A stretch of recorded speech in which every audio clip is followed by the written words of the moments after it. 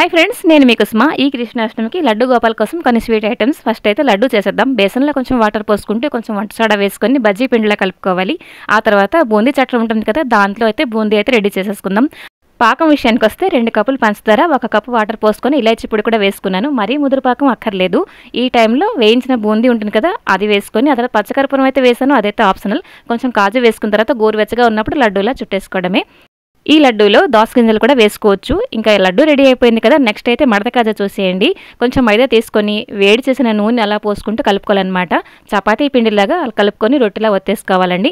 ఆ తర్వాత ఫస్ట్ రొట్టె వచ్చిన తర్వాత కొంచెం నెయ్యి, అలాగే కొంచెం కార్న్ఫ్లవర్ వేసిన తర్వాత రెండో రొట్టె వేయాలన్నమాట. నేను ఇక్కడ 2 పొరల్లా చేస్తున్నానండి. ఆ తర్వాత కాజాలలా కట్ చేసుకొని చేతితో ఇలాగే మెదిపేయాలన్నమాట. ఇంకా డీప్ ఫ్రై చేసుకొని ముదురు పాకంలో ఈ కాజాలు అయితే వేసేసుకోవాలండి. చాలా ఈజీగా ఇంట్లో రెడీ చేసేసుకోవచ్చు.